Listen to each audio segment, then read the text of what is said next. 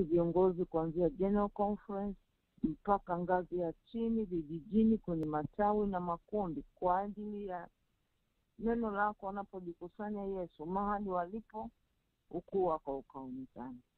Asante Bwana kwa ajili ya kundi la Morning Glory. Bariki wa mama ambao tumekuwa tukiingia pamoja na wa vijana na wazee.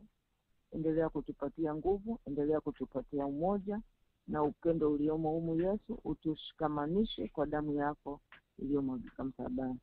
Tukimwombea na mhubiri atakaenda kutupatia neno la asubuhi ya leo, mtakase kwa kala moto litokalo mbinguni. Na mioyo yetu Bwana iwe tayari kulipokea neno lako na lipate kukaa ndani yetu. Tumeomba na kuamini kupitia jina la Yesu Kristo Mwokozi wetu. Amen. Amen. Amen. Okay, karibu Jeremiah Mtiri. Nafasi ni yako. Kwa usukani. Bwana kutumie vile apendavyo. Karibu. Unmuted. Amina, sijui kama mnanipata vema. Ndio.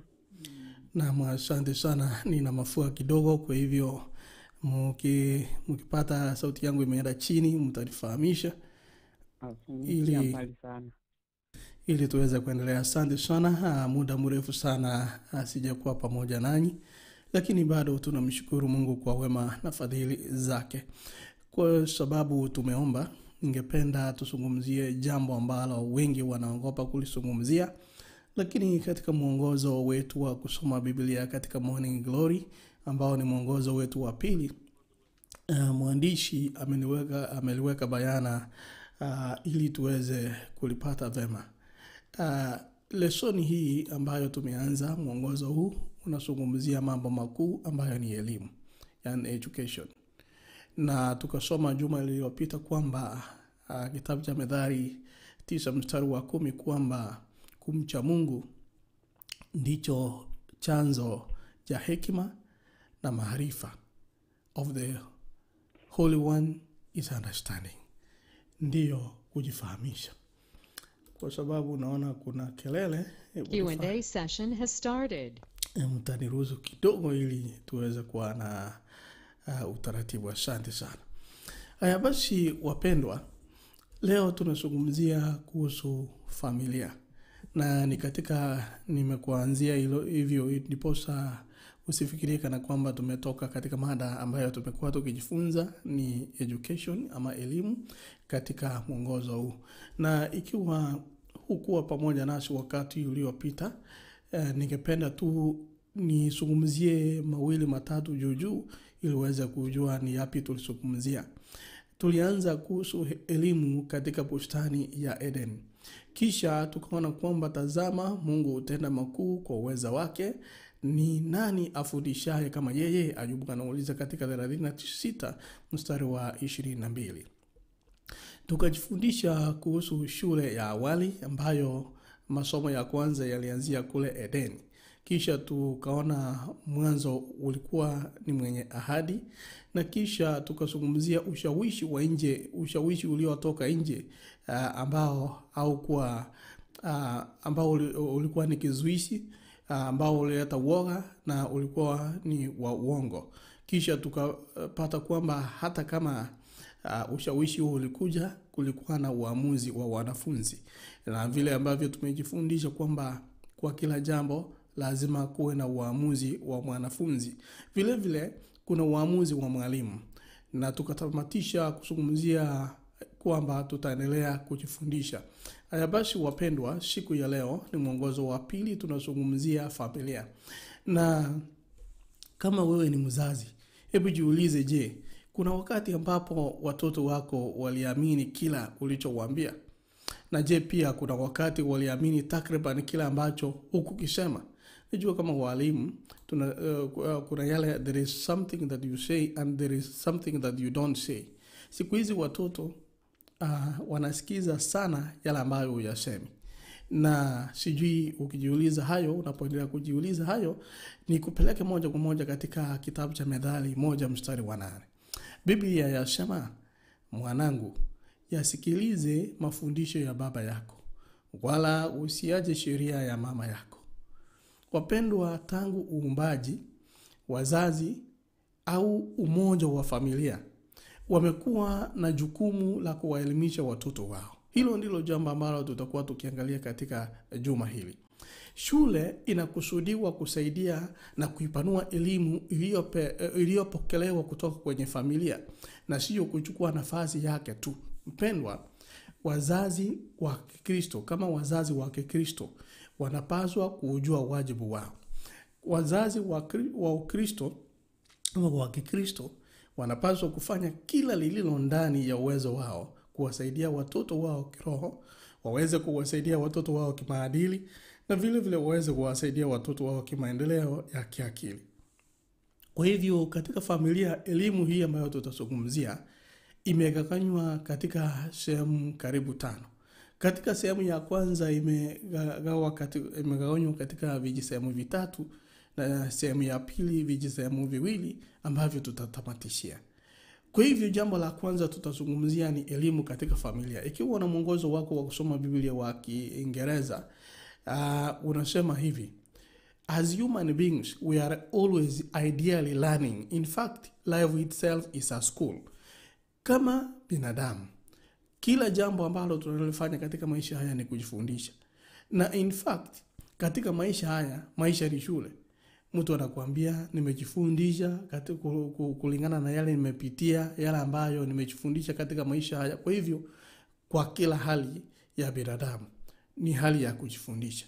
Ukipata wakati usome Tumaini la Vizazi Vyote, yani The Desire of Ages, page 69, itakuonyesha kwamba hata Waisraeli walikuwa wamepatiwa elimu wakiwa kama vijana, na Mungu alikuwa ameelekeza kwamba kutoka utotoni mwao waweze kuelekezwa kwa yale ambayo ni mazuri na ni makuu, yani his goodness and his greatness, especially as revealed in his law and shown in the history of Israel.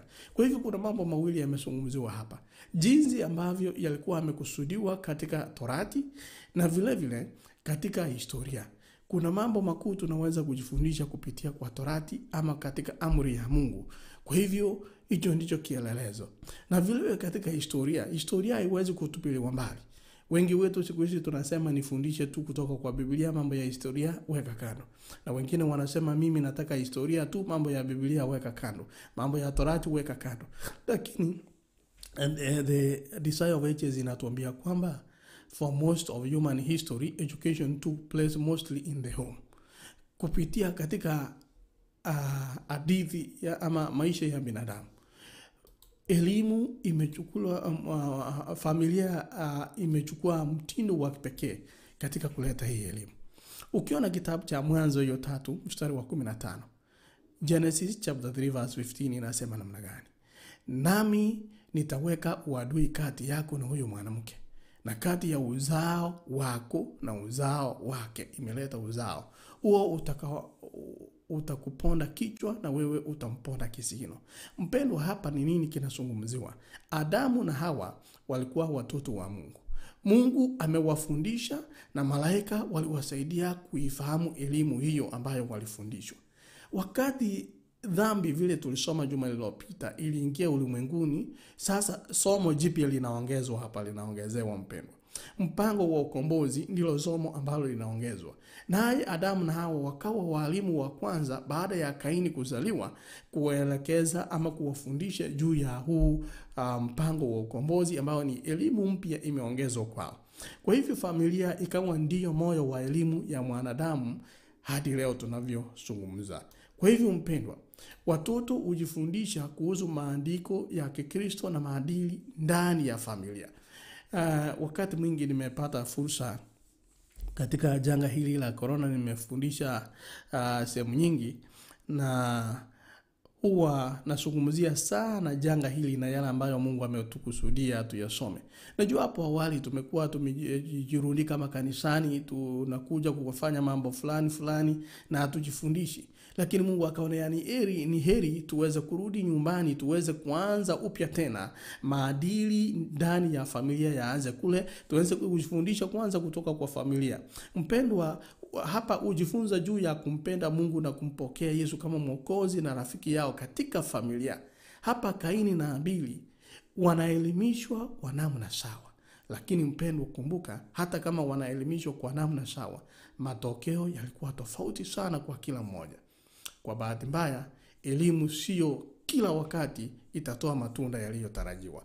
Na hilo ni jambo ningependa ulishikilie maanani sana, kwa sababu nilipokuwa nafundisha juma hili, mmoja aliniuliza, ikiwa ni hivyo basi mtangazaji, kwa nini inawezekana kwamba mzazi anapeana elimu moja, na anapopeana elimu kwa watoto wote, mtoto mmoja anakuwa mtundu, mmoja anakuwa mtukutu, na mwingine anaweza akakuwa mzuri. Kwa hivyo kutoka familia ya kwanza tumeona Kaini na Habili wanaelimishwa kwa namna sawa, lakini matokeo yao yanakuwa tofauti sana kwa kila mmoja. Kwa nini? Kwa sababu ya uchaguzi. Kwa hivyo kwa bahati mbaya, mpendwa, elimu sio kila wakati itatoa matunda yaliyotarajiwa. Ndiposa unaona mtu mmoja anaenda shuleni, anahitimu, anakuwa wa kwanza, na mtu mwingine anahitimu lakini anakuwa wa mwisho. Ni kwa sababu hiyo. Kwa hivyo katika mwongozo wako wa Kiingereza The First Family, hapo inatamatisha ikasema, whatever your home situation is, what choices can you make in order for it to be an environment where truth is taught and lived out.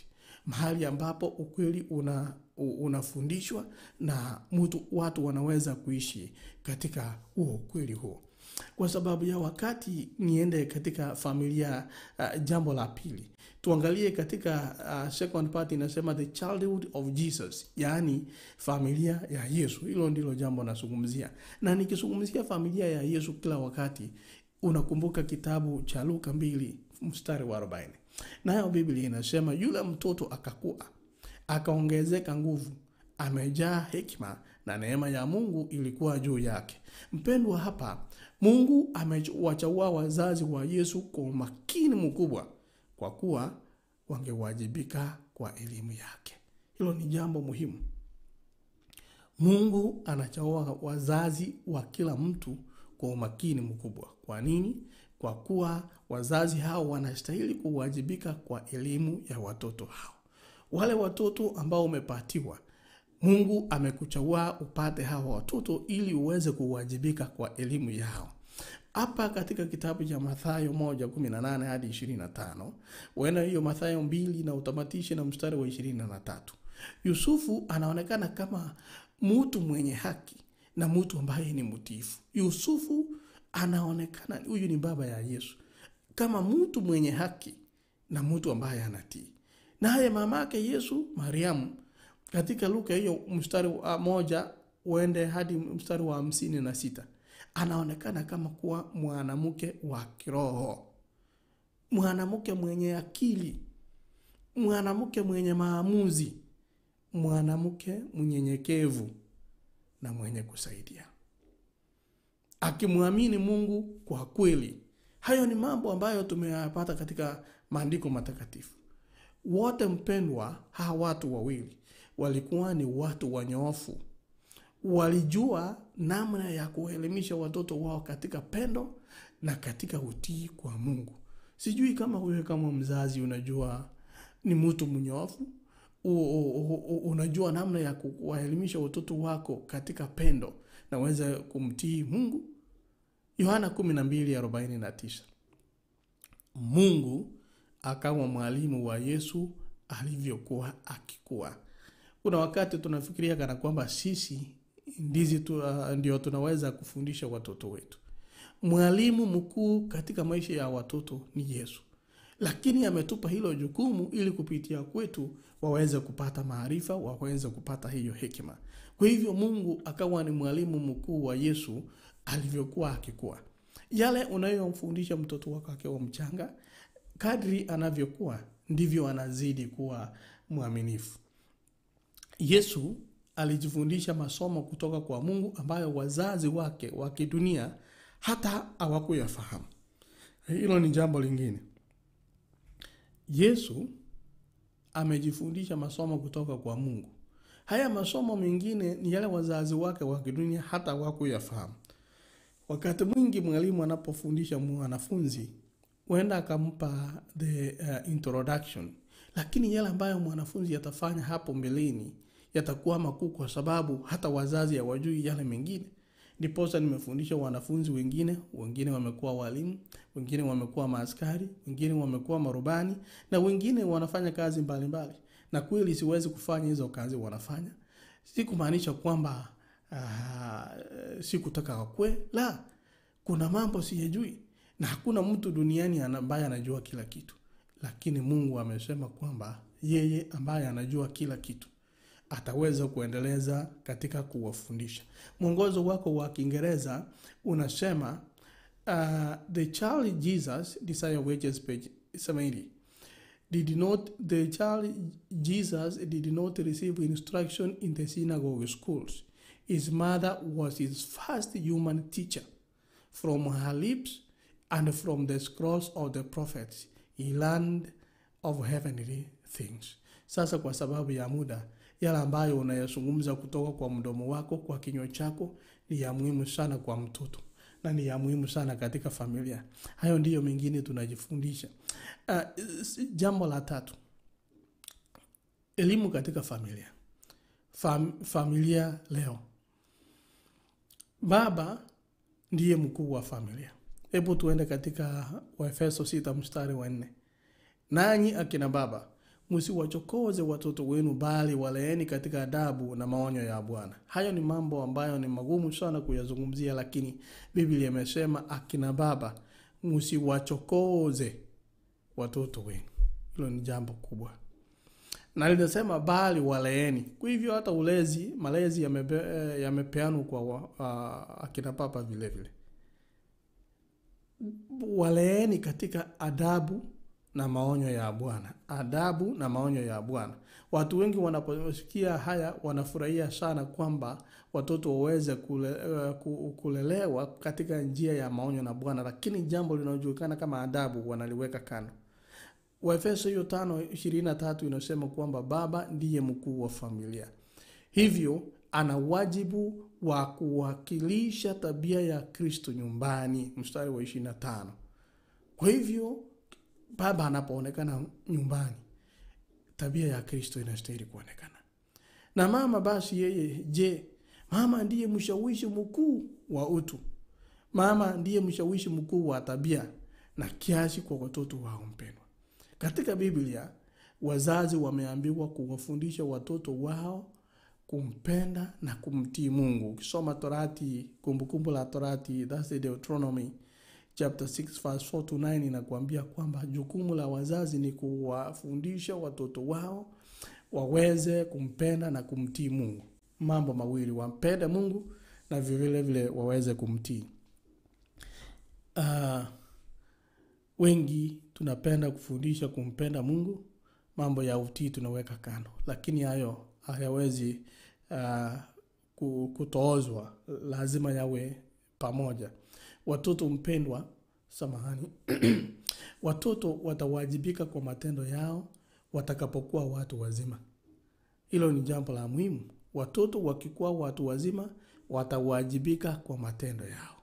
Hata hivyo mpendwa, wazazi wana wajibu wa kupandikiza mbegu ndani yao itakayokuwa na uzima wa milele. Hiyo ni Mithali 22 mstari wa 6.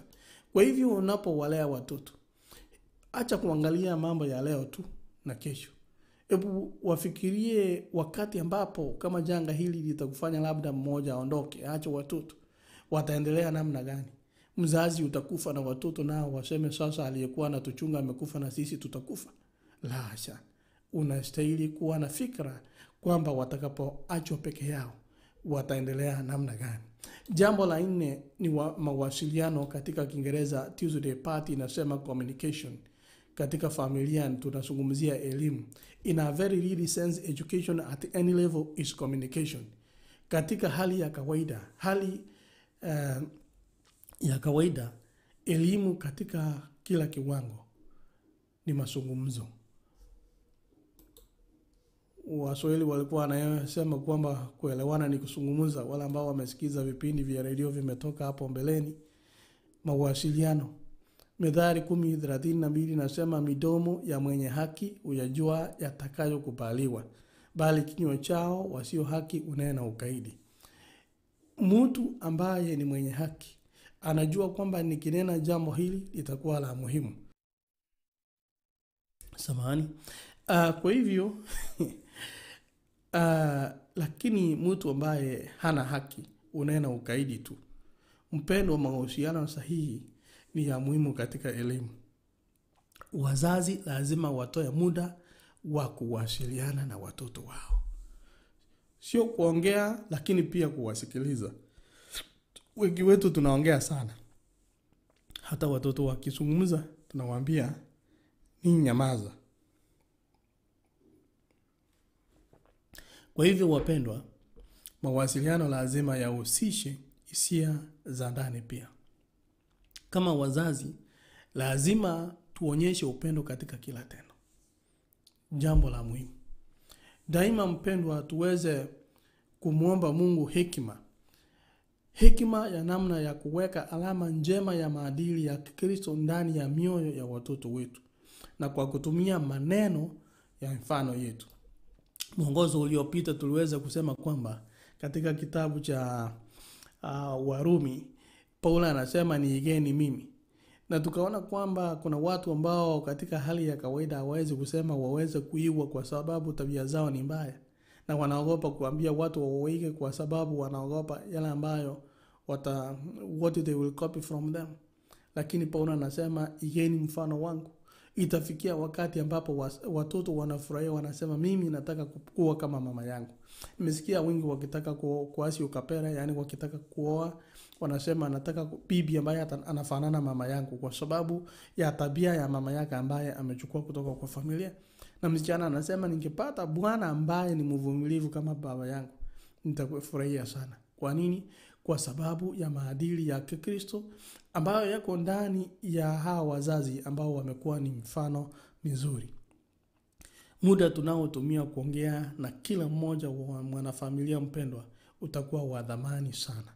Kwa hivyo unapopata muda kama wakati wa changamoto la technology ambapo kila mtu akipata muda mchache anaingia WhatsApp, anaangalia nini kilikuwa kinaendelea YouTube, Facebook, social media, nini kimetendeka mahali fulani. Watu wamechukua muda wa familia mwingi katika gadget ili hawapati hata muda kidogo wa kuongea ama kuwasiliana na familia. Na hiyo ni hatari mno. Watu wanapokula, mtu anakula hapa, ugali huko, chakula hapa, mkono mmoja na simu iko mkono mwingine. Mambo kama haya yameendelea katika familia. Na ni wakati mzuri ambapo mambo kama haya yamekuja kwamba tuweze kutenga muda wa familia ili tuweze kuzungumza. Watu wengi, ndoa nyingi zimevunjika kwa sababu ya ukosefu wa mawasiliano. Familia nyingi zimevunjika kwa sababu wazazi hawana muda na watoto wao. Watoto hawana muda na wazazi wao. Watoto wamechukua muda mwingi kwa gadgets, computer, wengine katika TV, wengine katika simu, na vile vile wazazi. Kwa hivyo hakuna mtu ambaye anasingiziwa hapa, lakini ili janga limetupata sote. Muda tunaotumia kuongea na kila mmoja wa wanafamilia utakuwa wa dhamani sana. Na vile vile kama wana wa Mungu tunastahili basi hata kama tunazungumzia elimu tuweze kuwa na mpangilio. Sio mtu tu wa kurundika maneno hapa na pale. What is the role of parents? And lest you forget. Hayo ni mambo mawili ambayo natamatisha kwayo. Wapendwa, inatupasa kupangilia ratiba zetu katika namna ambayo daima tutakuwa na muda wa kuwafundisha watoto wetu. Ratiba.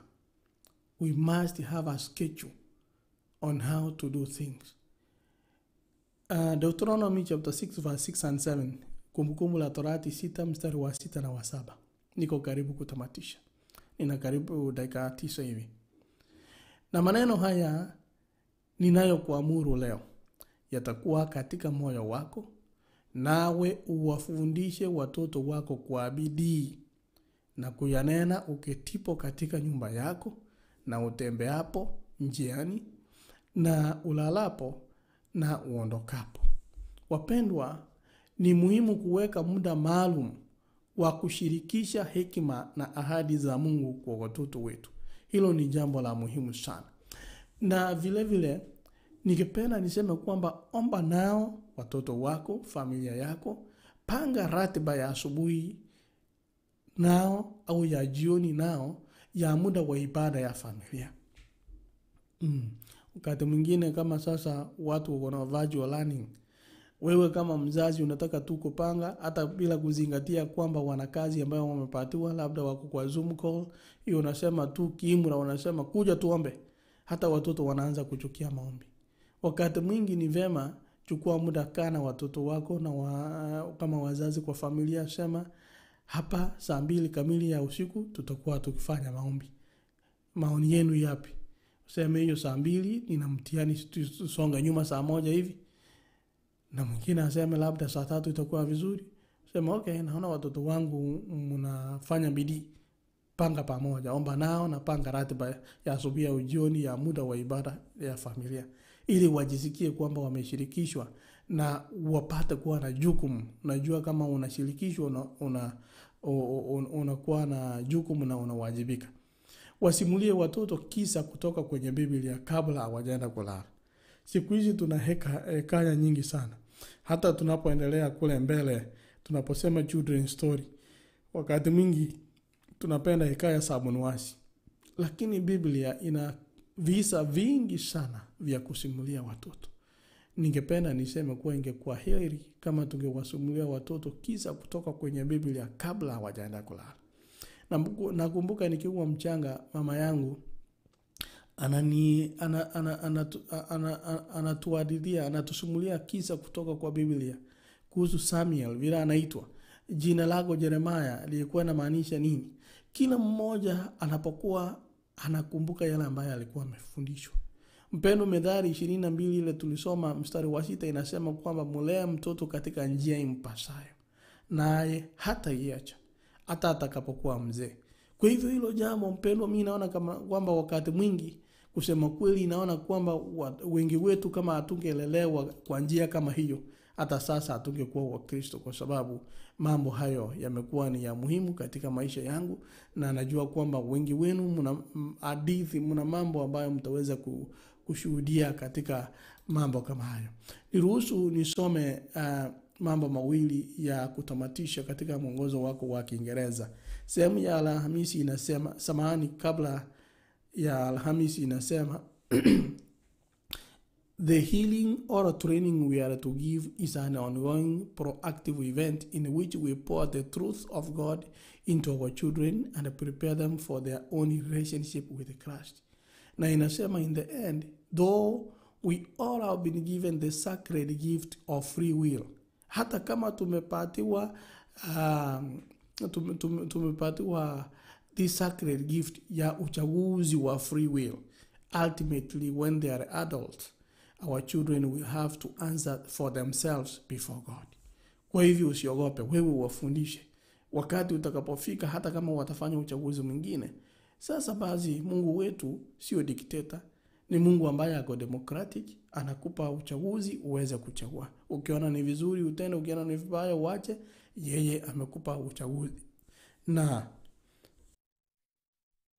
yale ambayo yataweza kutendeka wakati umechagua, itakuwa ni yule ambaye amechagua na Mungu wake. Education page 275. The child's first teacher is the mother. During the period of greatest susceptibility and most rapid development, education is to a great degree in our hands. Watoto tunaambiwa kwamba mwalimu wa kwanza wa mtoto ni mama. Ni mama. Na yale ambayo watu wengi tunafanya ni ile tabia ambayo mama aliweka ndani yetu tukiwa wachanga. This is the essential time when parents minister to their children about the love and the promises of God, designating a regular scheduled time. Hayo tumesema hapo mbeleni. Lakini jambo muhimu ni kwamba waweze kuwajibika. Sasa ningependa nitamatishe nikiuliza swali. Umesikia elimu huanzia nyumbani, na mambo haya yote yanaletwa tunastahili kuyafanya tukiwa nyumbani, tukiwafundisha watoto wetu. Na kusema kweli, schedules kama hapa Marekani zimetunyima hiyo nafasi, na wakati mwingi ni kupenda kwetu, wakati mwingi si kupenda kwetu, lakini hiyo ndiyo hali tumejikuta kwayo. Je, tutafanya nini ili tuweze kurudi katika elimu jinsi ambavyo Mungu alipanga iwe katika familia? What can we do ili tuweze kurudi kwa yale matakwa, yale ambayo ni mapenzi Mungu ametufahamisha na ametuwezesha ili tuweze kuyafanya?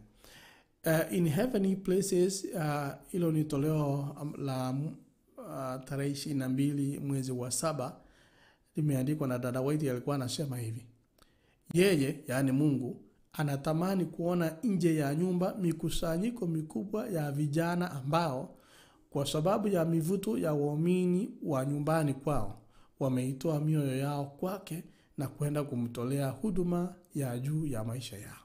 Wameelekezwa na kufundishwa kwa mafundisho ya nyumbani, ushawishi wa ibada ya asubuhi na jioni, utapiti wa wazazi wanaompenda na kumcha Mungu.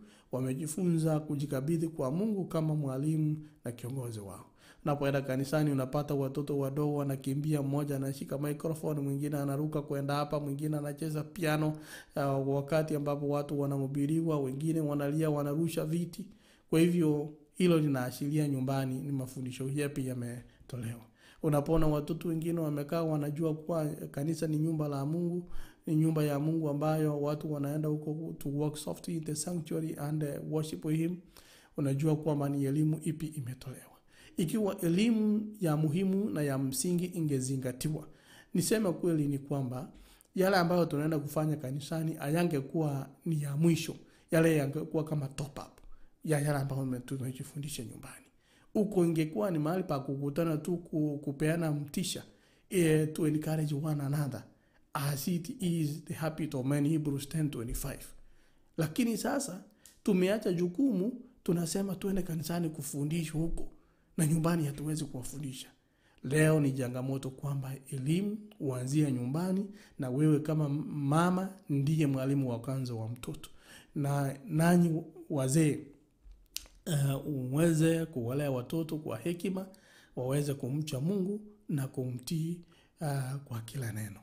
Mungu awabariki mnapoyazingatia haya na tunapotafakari, ili tuweze kurudi katika misingi ile Mungu alitaka tuweze kurudi kwayo. Sasa nitapeana dakika 2 ama 3. Kama kuna mtu ana la kuongeza ama kuna mtu ana swali aweze kuzungumzia dakika 1 ama 2. All participants are muted and they can unmute themselves. Q&A session is over. Asante. Sasa unaweza kuponyeza *6. Tuendelee. Hello.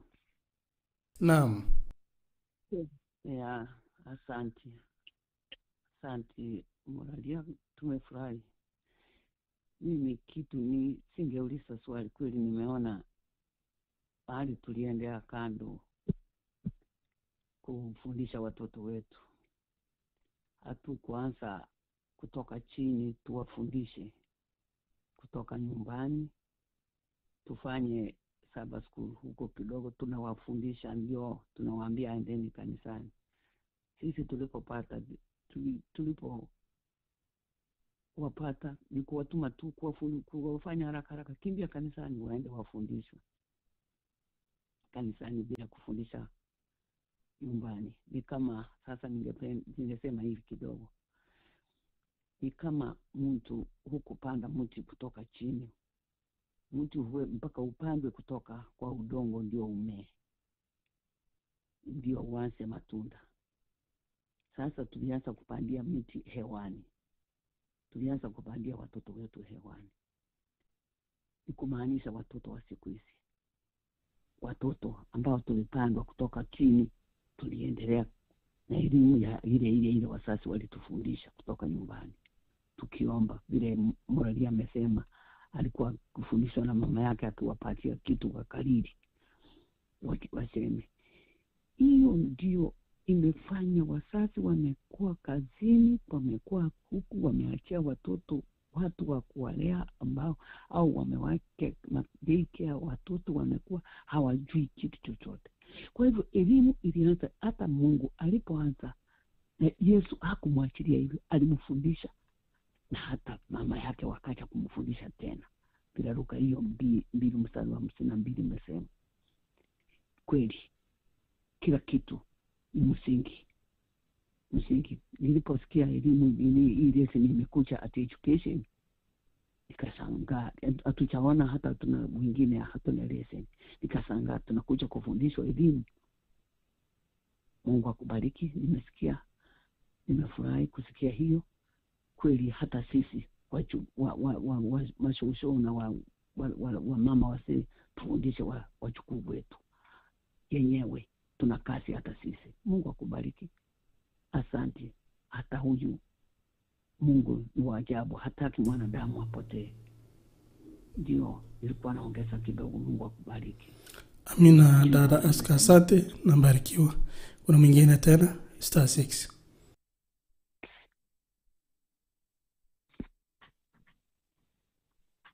Asante Moravia. Mimi ningeongezea kwamba sisi kama wazazi tunapofundisha watoto wetu tabia kuanzia nyumbani, hata wakienda kuchangamana na wale wengine wa nje ambao hawana tabia, kama utakuwa umeona dalili ya mtoto yako kutoka kwa laini, utakuta ya kwamba utamfundisha tabia kutoka nyumbani, lakini anapoenda kuchangamana na wale wa nje ataiga mitindo ya wale wa nje, na utakuta ya kwamba mtoto wako ametoka kwa laini ile ambao ulikuwa unamfundisha. Na wakati tumewafundisha tabia kutoka nyumbani, unamfundisha vile Mungu anafanya, vile mtoto wa Mungu anafanya. Akienda kule nje akikuta wale watoto watukutu, atakuja kuambie mtoto wa fulani ako hivi na hivi. Na hata wale wengine watu wanapoona wakiwa na wale wengine wako na tabia mbaya, watasema hawa wamefundisha, lakini hawa wengine hawana tabia. Kwa hivyo itakuwa ni kuna tofauti ya wale wamefundishwa na wale wengine wa dunia ambao hawajui Mungu ni nini, ama Mungu ni nani, ama kuheshimu watu wakubwa ni nani. Kwa hivyo tunapofundisha watoto wetu kutoka nyumbani, na wanaposikilia yale ambao tumewafundisha, hata wakienda pale nje wanakuwa tofauti na wale wengine. Asante. Amina, asante sana. Na vile mwingine anakuja kuongezea, kuna mmoja alikuwa anauliza, I think that was a Wednesday party. Mtu alikuwa amesema kwamba tumepatiwa a gift of free will.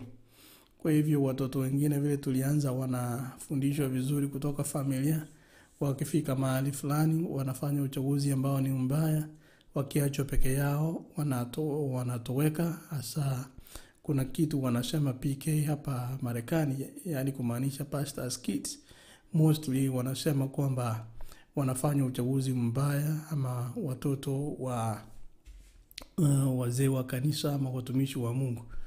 Sasa nasema hilo kosa ni la nani? Hapa kuna kosa, na kwa sababu tumesema kwamba there is a gift of free will. Hata kuna wengine hawana watoto. Hiyo si kumaanisha kwamba ili jukumu ama hii elimu inatupwa tu kwa sababu labda hawajajaliwa kuwa na watoto wa biological children. Lakini kuna wale ambao wanawalinda, wanawakweza katika mikono yao, na kuna wengi ambao wamepata injili kupitia kwao. Kuna wengi wamepata neno la Mungu. Hao ni watoto ambao wanawalea kiroho. Kwa hivyo unapofundisha, unapofanya jambo lolote, kundi lolote ambalo unafundisha, usije ukafikiria kana kwamba kila mmoja ataweza kufanya uchaguzi mzuri, kwa sababu we are talking about the great controversy. Juma lililopita tulizungumzia familia ya kwanza, ukaona makusudio ya mwalimu yalikuwa yapi na ya mwanafunzi yalikuwa yapi, lakini bahati mbaya dhambi ikaingia. Kwa hivyo kila jambo unalofanya asubuhi, mchana, majioni ya leo, kila jambo yote utakayemfundisha, zingatia hilo kwamba when children become young adults or even adults, they will also have to make their own decisions regarding the God whom they have been taught about all their young lives. Kwa hivyo as parents, na kila mmoja ambaye anatafuta kuwa witness, shahidi kwa watu wengine ama kuwafundisha wengine Injili, you must always keep that in mind as a crucial truth about free will. Asante sana. Mwingine? Halo? Naam. Sorry, na mimi asante sana kunipa hiyo nafasi. Na mimi nasema kwa kweli kufundisha watoto ni kitu mzuri sana. Ongeza sauti tafadhali. Kupata msingi ya kwanza kufundisha watoto inakuwa kitu muhimu sana. Lakini kwanza kusikana baba na mama wawe laini moja. Kwa maana watoto wakiona baba yuko upande huu na mama yuko upande huu, haiwezekani kufika kuleta watoto katikati yenu muwafundishe vizuri. Lakini mkiwa wote ni wanafunzi wa Bwana, mnaelekea kanisani, mnachua neno la Bwana, kuleta watoto pamoja, hiyo si shida. Mnaweza kuchua saa ile mnawaleta, mnawaombea, mnaomba pamoja. Lakini kitu muhimu sana ni maombi. Maombi ya mama ndio inaweza kufanya kazi kwa nyumba hiyo. Ilete watoto pamoja na papa pamoja, waombe pamoja. Hiyo ndio maneno kienda manyumba mingi ina separate sauli ya kukosa kuja pamoja, msikilizane pamoja, watoto waone mko pamoja, ndio watoto watafuata njia ile mnataka waende. Hiyo ndio kinaharibu kwa manyumba mingi sana. Lakini ukisimama kwa imara, uende na maombi, Mungu anaweza kupatisha wale watoto wasimame vile unataka wasimame. Lakini watoto ni vigumu sana kama siku hizi. Mmeona kwa manyumba vile mmenunua vitu, hiyo young people mnawapatia hiki na hiki, amujui kile ya Bwana ni nini. Hiyo ndiyo inaharibu watoto. Hiyo mmeleta kompyuta, mmeleta hizi ya kuona, ya kufanya nini, hiyo ndiyo inaharibu kwa manyumba sasa, kwa usafi wa sasa. Lakini zamani tulikuwa tunakuwa kutoka nyumbani kila mtu akijua hali yake. Tulifundishwa vizuri sana. Na hiyo mafundisho ndio hiyo tunafuata mpaka sasa. Tunafundisha watoto wetu. Lakini watoto wetu sasa kufundisha watoto wao ni vigumu sana. Ni Mungu tu atawaleta pamoja, wasikane pamoja, tuwaombe. Asanteni, Mungu awabariki. Asante sana. Kuna kitu kinaitwa resilience ambacho kimekosa kwa wakati wa. Asante sana. Nasikia wazazi wengine akisema, unajua nilipitia magumu, kwa hivyo sitaki watoto wangu wapitie magumu. Yale ambayo unataka versus yale Mungu anataka. Hayo ndiyo kwa kawaida mahitaji yetu yanaenda kinyume na mahitaji ya Mwenyezi Mungu. Hapa tumesema kwamba Yusuf alikuwa ni mtu mwenye haki na mtiifu. Haki na mtiifu kwa nani? Kwa Mungu. Kwa hivyo ukipata mama ambaye anamtii, baba ambaye ni mwenye haki na anamtii Mungu, hilo ni jambo muhimu. Lakini Mariamu tukazungumzia mambo mengi sana kwake, kwamba alikuwa ni mwanamke wa kiroho. Lazima uwe mwanamke wa kiroho, kwa sababu unaenda kutenda jambo unafikiria mambo ya kiroho. Mwenye akili. Njua mambo mengine watu wanafanya siku hizi, mtu mmoja unaweza kumuuliza una akili kweli, akafikiria umemtusi.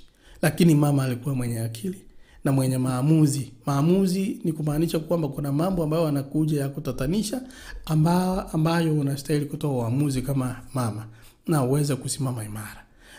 Lakini vile vile alikuwa ni mnyenyekevu na mwenye kusaidia. Alimwamini Mungu kwa kweli. Hayo ndiyo tunastahili kuwa nayo.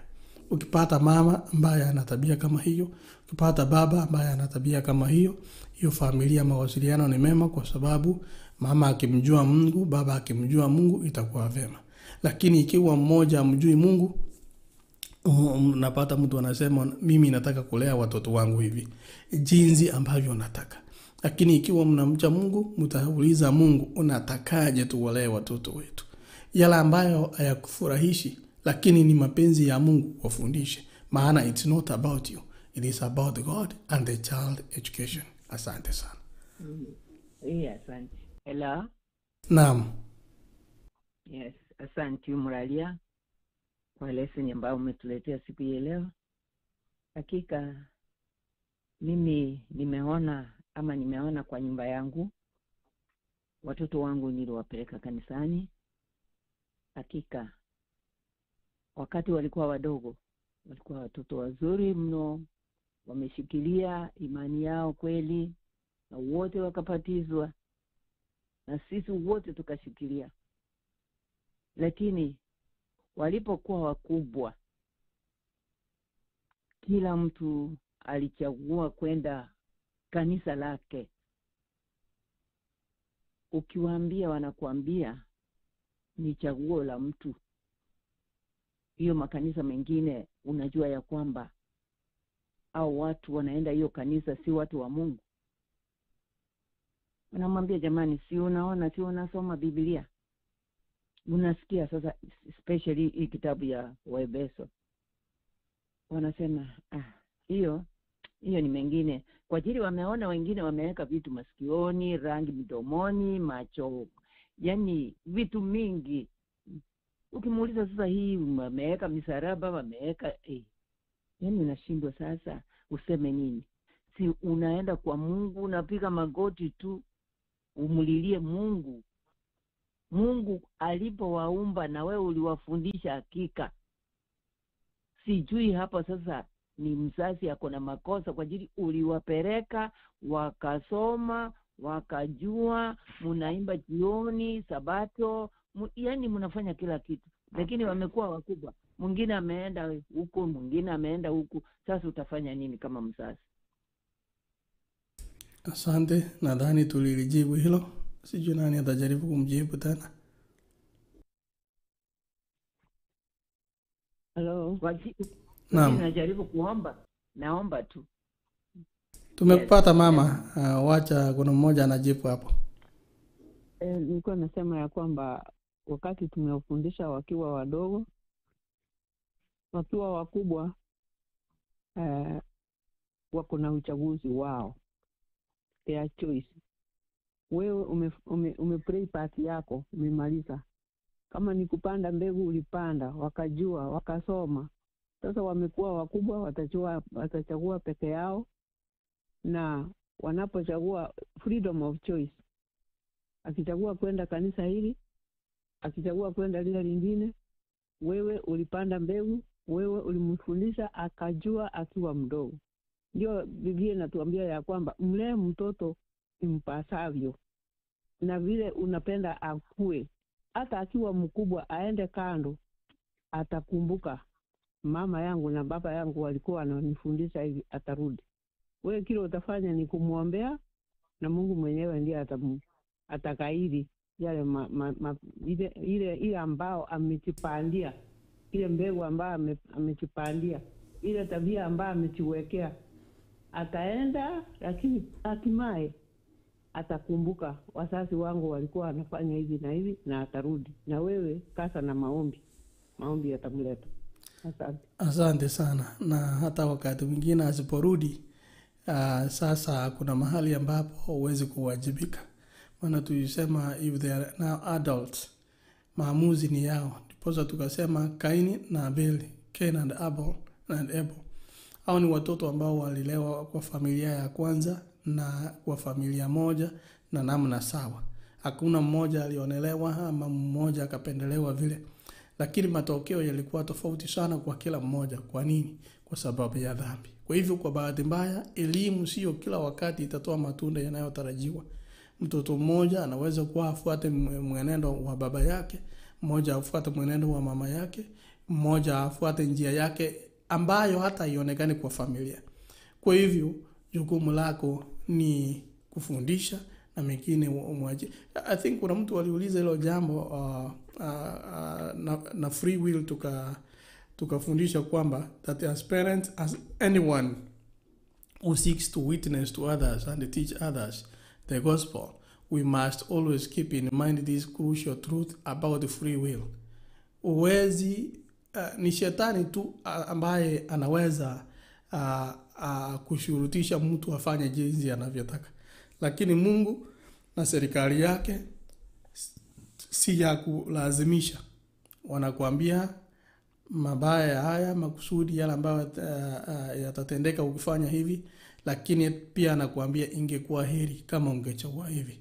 Kwa hivyo uchaguzi, wewe fanya kazi yako. You cannot. Ndipo hata tunapoenda kuhubiri, mtu anasema nilikuwa the whole week na hakuna mtu mmoja hata mmoja aliokoka. Unasema niifanya kazi ya bure. Kwani nani alikwambia wewe kazi yao ni kuokoa watu? Ni Mungu anaokoa watu. Wewe ni chombo tu kinatumika. Ikiwa watu watasikia ujumbe, wapate uamuzi, wakuje kwa Mungu ni sawa. Wakisikia wasipofanya uamuzi, Roho wa Mungu atapaki kuwaelekeza. Kuna wakati ambapo vile Isaya anasema ukienda sehemu ya kulia ama kushoto unasikia sauti ya Mungu inakuja.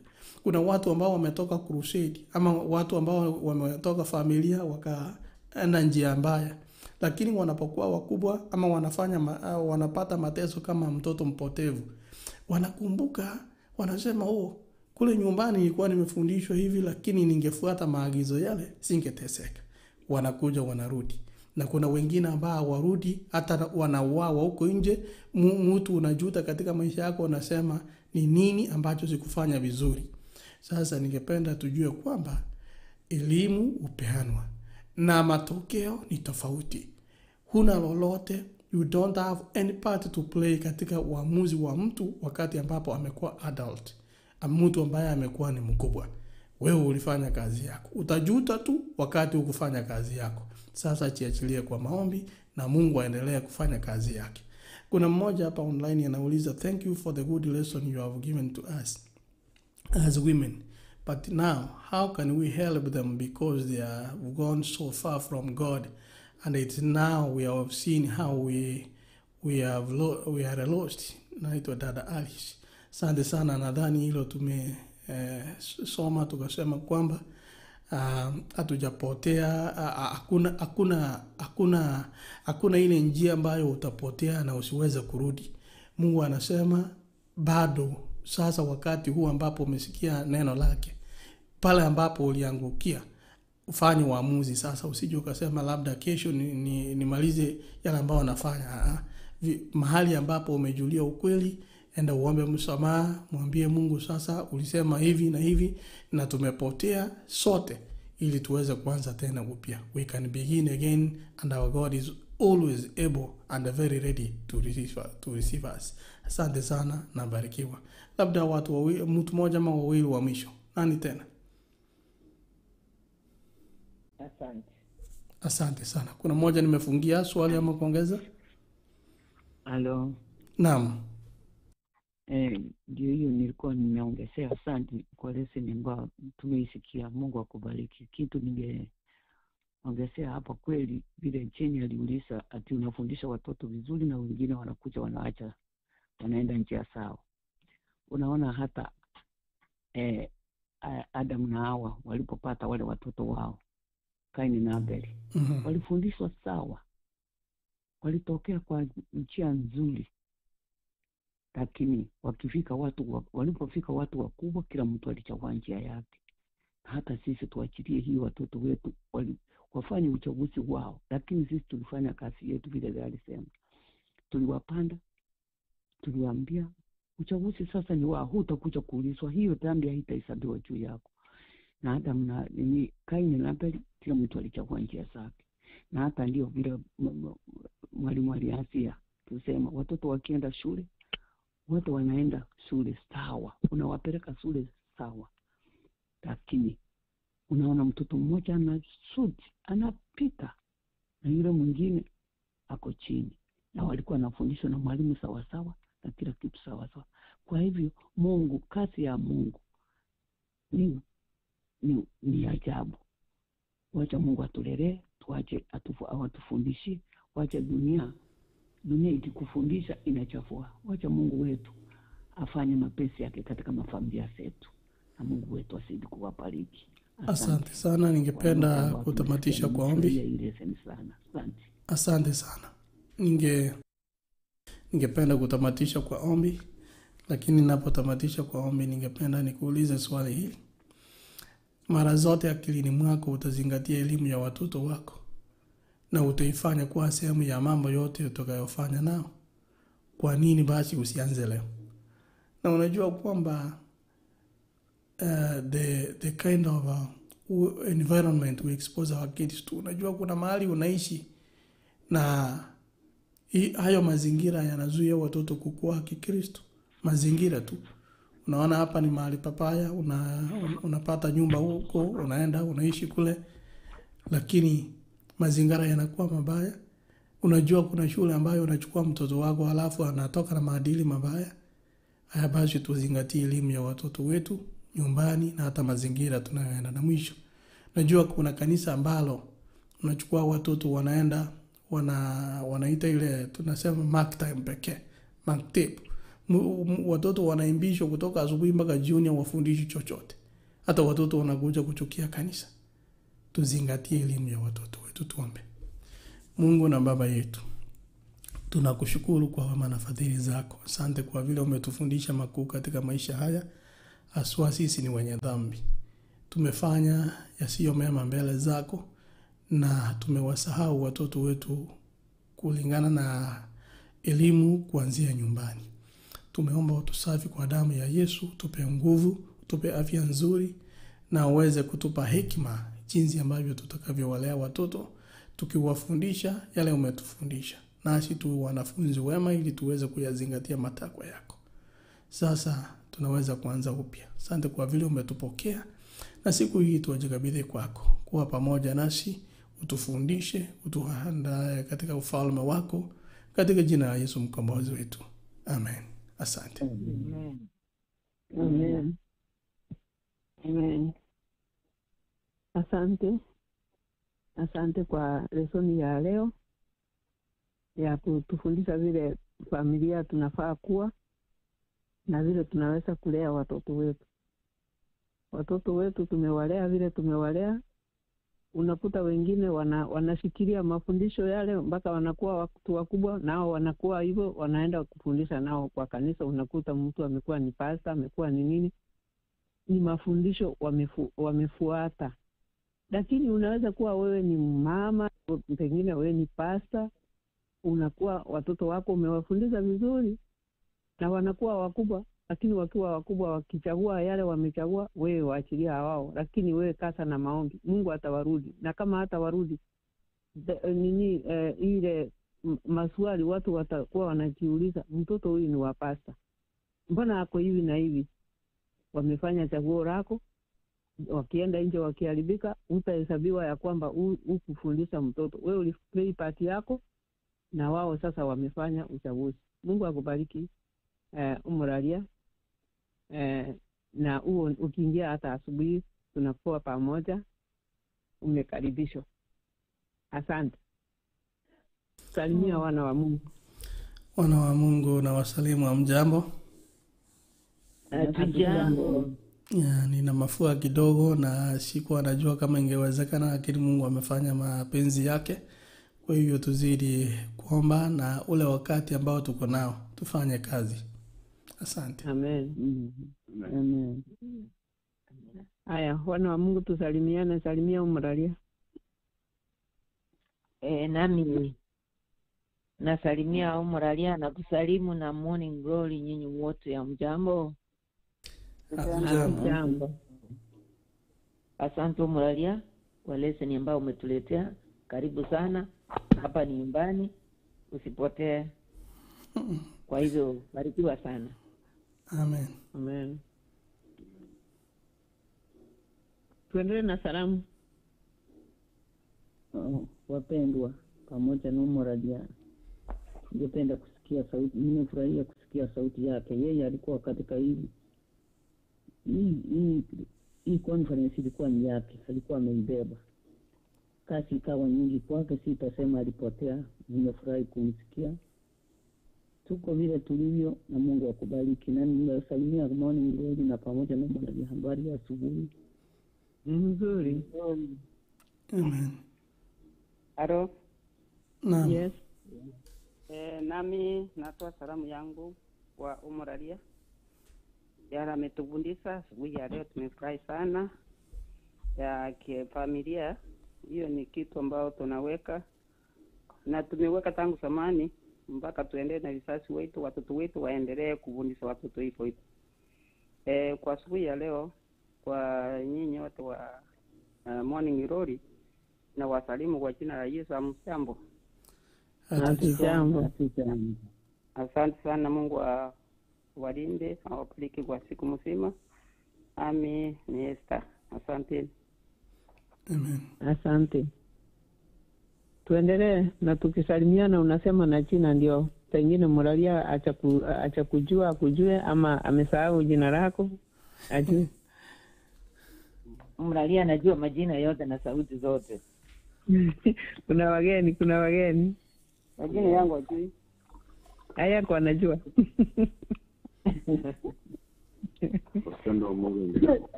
Hatujambo. Uwe na siku njema ya baraka. Andrew. Amen. Amen. Amen.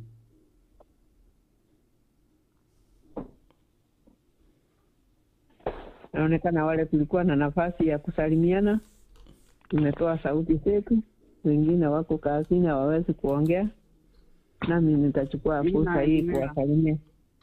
Mnichasikia? Wana wa Mungu, asubuhi iliyo njema. Hamjambo pamoja na mtangazaji. Hatujambo. Jina ni Maria Chana kutoka Minnesota. Asante sana.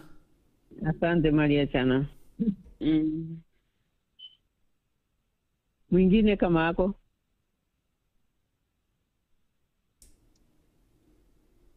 Okay. Nami nawasalimu mtangazaji pamoja na conference nzima katika jina la Yesu. Wa mjambo.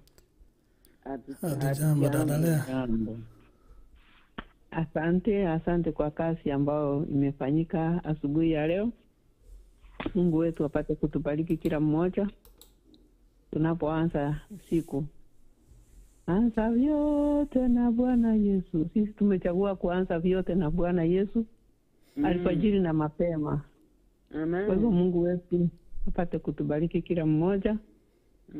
Huwa ni majaliwa tena tukutane kesho, jina lake litukuzwe. Amen. Mwe na siku njema. Muralia salimia mama nyumbani na watoto. Peleka salamu zetu. Amina, asante sana. Ndio hizo weka mfuko, ndio hizo beba nazo. Asante. Okay, tutamalizia hapo. Paka bonjali tielio. Okay, asante. Okay, muwe na siku njema. Asante. Nanyi pia kila mmoja. Shukrani za kipekee.